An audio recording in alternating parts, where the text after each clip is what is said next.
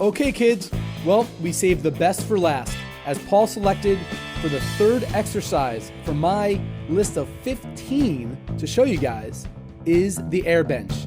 And it is the best/worst 2 minutes of your day. Now, a few things before we get into it. Make sure that you spend some time in static back first, as seen in What the Friday episode number 3, to kind of let everything settle in first. And when you first start the air bench, if you can't make it to 2 minutes, start with 10 seconds. You'll progress and get stronger every day. Also, be sure to check out the update at the end of this video.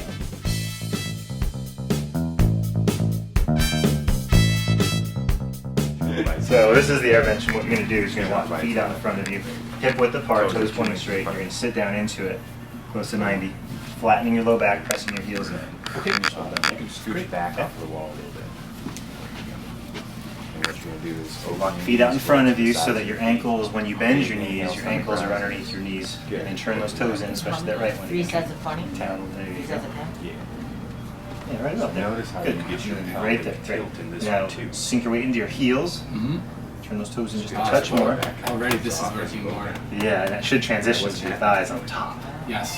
So then push your low back flat. Actually extends the Squish spine. this area into the Oh, wall. yeah. So flatten that down. Can you get it? Squish my hand. Anytime you're ready. Try it. So yeah, Oh, squish okay. that down. Yes. Squish that down. Is that it? But feel what you have to do. You're moving your thoracic to get that. So flatten that down. Good. And then Do you want to weight move in the the thoracic heels. to get that or no? You shouldn't have to. Okay. Yeah, you shouldn't have to. So you're just all you're doing is just flattening down. Yeah, wow. That's how tight you are in those hips. Yes. World record today? What do you think? All you need is 2 minutes. So you build your way up if you can't get 2 minutes right away. That's all I need. That's what you're working towards. But it gives you a sense of how tight you are, and what you're doing here is you're resetting your base of support. You're getting your hips, your knees, your ankles to work together bilaterally underneath you, at the same time getting everything on top to let go that's been working so hard. A lot of us sit and those hips just get shut down. Our back takes over, our trunk takes over, and all of this becomes our driving mechanism. Yeah. I mean, it's a lot. If I'm doing it with the lower back in the wall, it becomes a lot more, Yeah. especially if this is staying back. Yeah, absolutely.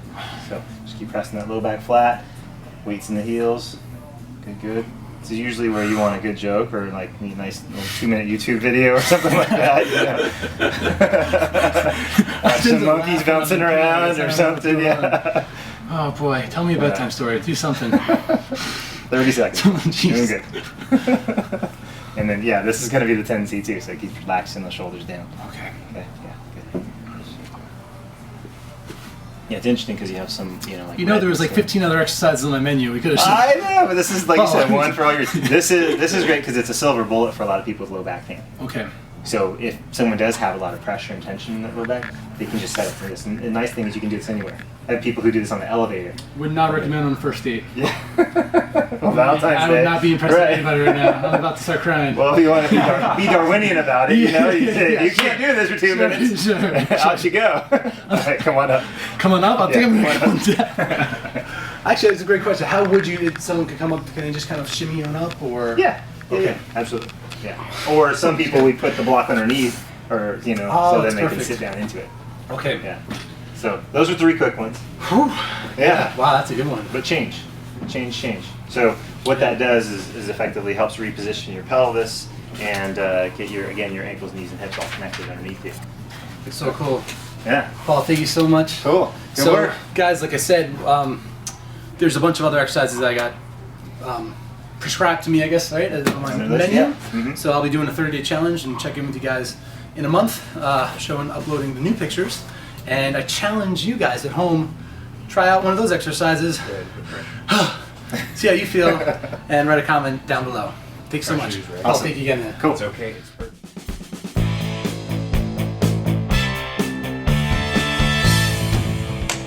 Okay, everybody, so I did not just magically change my shirt. It is today's March 13th.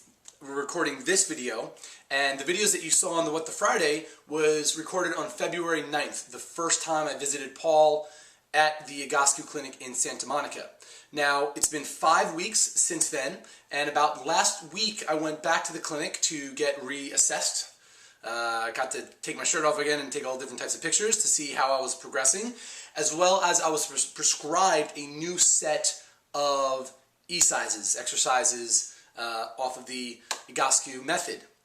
So what does that mean to you? Well, what I noticed was that the Egoscue method is a little different than other things we have in society to treat stuff, right? Normally, a lot of times we look at life as either an on or an off switch, right? You're in pain, you pop a pill, you feel better, but as quickly as you feel better, when that pill stops working, is as quickly as you feel worse, right? Very similar to losing weight.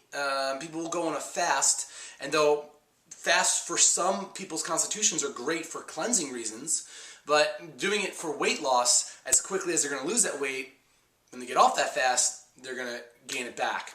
So the Egoscue method is kind of a slow and steady approach because you're actually making changes internally to your body. I now look at, and I love chiropractic treatment, I love acupuncture treatment, Rolfing, all these things are wonderful. But I now look at those treatments as enhancers, ways so that when I do these exercises, only allows those exercises to be more beneficial, not as a means to an end itself. Certainly acupuncture now I'm also looking at more for my central nervous system, tends to calm me down, which, as you know from my videos, something that I could use more of. So, the 30-day challenge, do I have perfect posture? Is my scoliosis healed? No. And, to tell you otherwise would be wrong. However, in these last 30 days, has my posture improved? Yes. Do I feel better every time I do these exercises? Yes. And has it motivated me enough to continue to commit to it for a longer period of time? Absolutely. And what that means is that for the next 5 more months, I will be continuing with the Egoscue method, going in once a month to get reassessed with the pictures. So you'll be with me every step of the way. I mean, the idea is that I just don't want to show you a before and after picture. You ever seen those, I'm not naming companies, but a lot of like weight loss companies do this. You see like the before picture and this dude's like 300 pounds, and then boom, 6 months later, he's got a 6-pack, yeah, he's tan, he grew hair, there's like 3 girls behind him, he grew like teeth, his teeth are whiter, there's $1 million home behind him where before there was a trailer park. You guys get the idea. This is going to be more of a progression, and the idea is that it is slow and steady. A part of me is like, yeah, it would have been cool to, boom, grow an inch because of everything, and scoliosis completely healed. However, because it's slow and steady, these changes are now hopefully permanent, right? So you kind of have to earn it. The 30-day challenge, though, and I do these 30-day challenges not just for the end result. It's not an either-or thing.